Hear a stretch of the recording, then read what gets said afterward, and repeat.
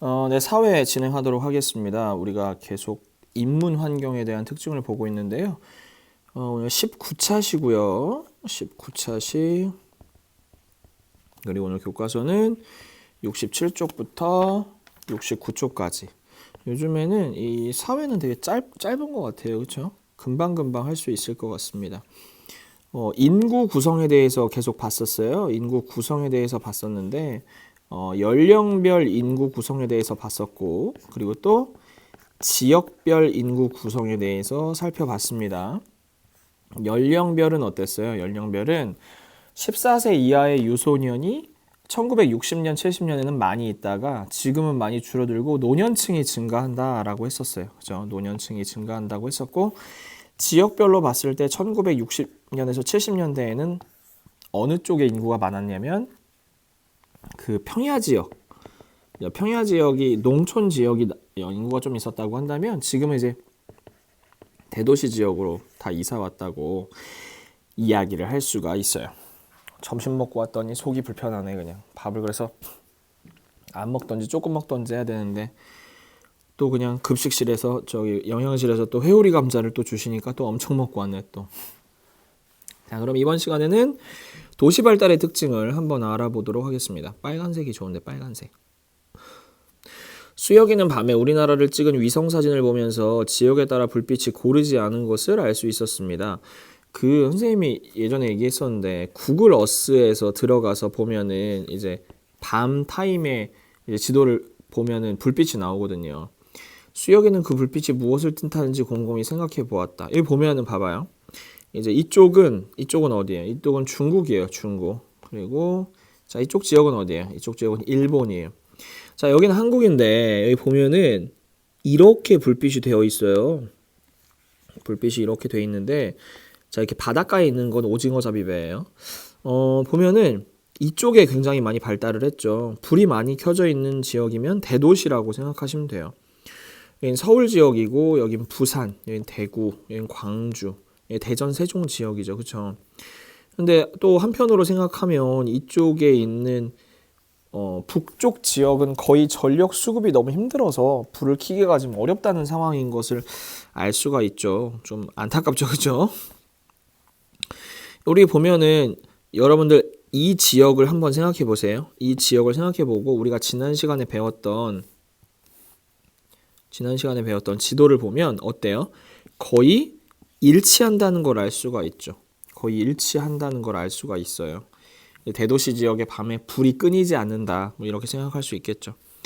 사람이 많이 모여 사는 도시는 불빛이 밝게 빛나지만 상대적으로 사람이 적게 사는 촌락은 어둡게 나타난다. 근데 북쪽 지역은 좀 다른 게 사람이 많이 살아도 전력 수급이 되게 원활하지 못해요. 나라가 힘들다 보니까. 그래서 불을 끄는 경우도 발생을 하죠. 넘어가 보겠습니다. 수혁이는 1960년과 2015년에 도시 분포가 나타난 지도를 찾아보고 우리나라의 도시 수와 도시 인구가 크게 늘어났다는 것을 알게 되었어요.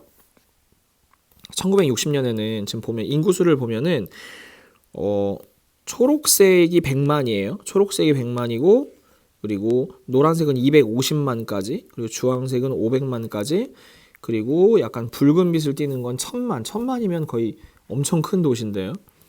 여기 보면은 그나마 큰 도시를 봤을 때 서울, 부산 이제 인구 자체가 엄청 늘었지, 그치? 그리고 여기 보면 일이라는 도시 지금 없어졌는데 익산이라고 해요, 지금은. 그리고 지금 큰 도시들이 뭐 보면은 비교할 수가 없죠. 지금 같은 경우에 거의 큰 도시에서 사라진 도시들도 등장을 하긴 하는데 순천 같은 경우엔 지금 큰 도시에 있긴 있구나. 있긴 있고 전주도 그대로 있고 일위는 익산이에요. 일위는 익산이고 일단 근데 너무 큰 도시들이 많아졌죠. 1000만 도시가 생겼어요. 도시가 생기고 그리고 인구가 진짜 큰 부산이랑 인천 같은 경우에는 인구가 거의 250에서 500만에 육박하니까 엄청 큰 도시죠. 선생님이 사는 도시는 없네요. 선생님은 청주 옆에 있는 증평이라고 엄청 작은 도시에 살고 있어요. 대도시가 정말 많이 늘어났다는 걸 알 수가 있죠. 두 지도에서 인구 100만 명이 넘는 도시의 수를 세어볼 건데 100만 명이 넘는다는 건 초록색 이상을 보는 거예요. 초록색 이상. 여기서 보면은 몇 개가 있나요? 하나, 둘, 세 개가 끝이죠. 여기는 볼게요. 하나, 너무 많은데? 노란색 이상이죠. 하나, 둘, 수원 셋, 넷, 다섯, 여섯, 일곱, 여덟, 아홉이죠. 창원시 같은 경우에는 통합 창원시가 출시를 하면서 그쵸 마창진이라고 하죠. 마산 창원 진해가 합쳐져서 이제 통합 창원시가 됐는데 그쵸 숫자가 엄청 많이 늘어났네요. 1960년과 비교할 때 도시수가 가장 많이 늘어난 지역은 어디일까요? 단연 서울 경기 지역이죠. 여기가 너무 많이 커졌죠. 그쵸? 보겠습니다. 1960년대 이후 공업이 발달하면서 본격적으로 도시가 발달하기 시작했어요. 60년대에는 사람들이 일자리를 찾아드는 도시로 이동하면서 서울, 인천, 부산, 대구, 그러니까 지역의 큰 도시죠. 지방의 큰 도시들이 발달하기 시작했어요. 이렇게 이런 쪽으로 많이 이동을 했다고 한다면 지금은 거의 뭐 수도권으로 다 이동을 했다고 얘기할 수 있죠. 1970년에는 대도시의 지속적인 성장과 더불어서 포항, 울산, 마산, 창원 새로운 공업도시들이 성장하면서 인구가 크게 증가하였다. 이제 여러분들 5학년이니까 대충 지역에 어떤 도시들이 있는지 대충은 알고 있어야 돼요. 물론 다 알 필요는 없지만 그래도 이 도시를 말했을 때 이 도시가 대충 어느 지역에 있다 정도는 여러분들이 기억을 하고 있으셔야 된단 말이죠. 사회교과서 보시면서 한번 보세요.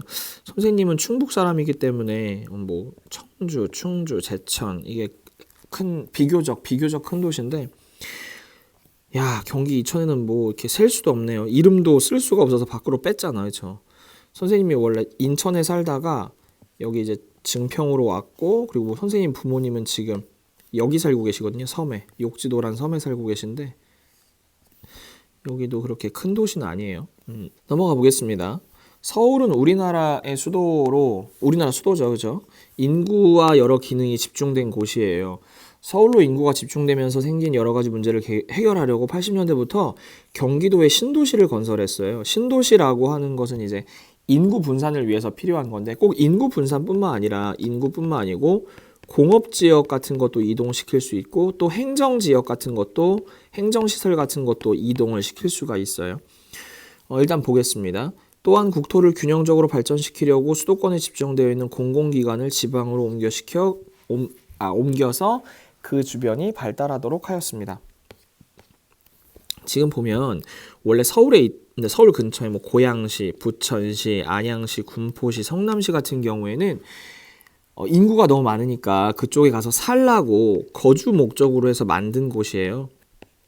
이쪽 지역에도 인구가 되게 많아요. 근데 그러면 시흥하고 안산은 어떨까요? 시흥하고 안산 같은 경우에는 서울에 있는 공업시설을 많이 이제 이동을 시킨 거예요.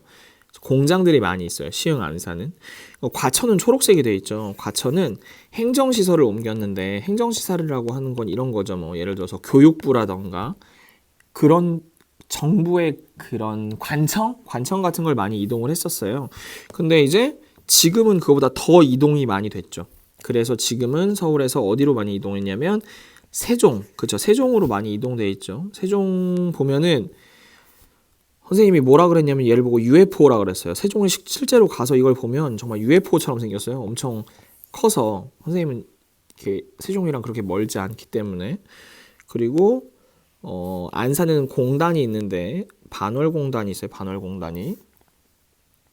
그리고 이제 고양시에 아파트 주거단지들. 그러니까 우리가 이런 건 알고 있어야 되겠죠. 고양시, 부천시, 안양, 군포, 성남 이런 곳은 주거지역으로 뺀 거고 시흥하고 안산은 공업지역으로 뺀 거고 과천이랑 세종 같은 경우에는 이제 행정적인 그런 서울에 그런 걸 옮기기 위해서 한 거예요. 뭐 교육부, 사법부 뭐 이런 쪽을 옮기기 위해서 만들었다고 이야기를 할 수가 있겠죠.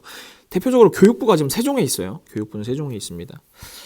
내용이 별로 없어서 그렇게 많은 내용은 할 필요가 없는데 그래도 알고 계셔. 근데 선생님이 여기서 오늘 꼭 이건 알았으면 좋겠다라고 얘기하는 거는 행정의 이동이 어디로 갔다. 서울에서 과천과 세종. 원래는 과천에 되게 많았거든요. 근데 과천에 있는 것도 지금 세종으로 다 옮겨왔어요. 과천엔 얼마 남지 않았을 거예요, 지금. 그래서 대통령이 만약에 회의를 해야 된다 그러면 서울에서 헬기를 타고 세종으로 와요. 그래서 헬기나 뭐 전용기를 타고서 뭐 이낙연 전 총리 같은 경우는 뭐 KTX 타고 오기도 했는데 아무튼 오늘도 짧은 별로 안 되는 것 같아요. 여기까지 하도록 하겠습니다. 안녕.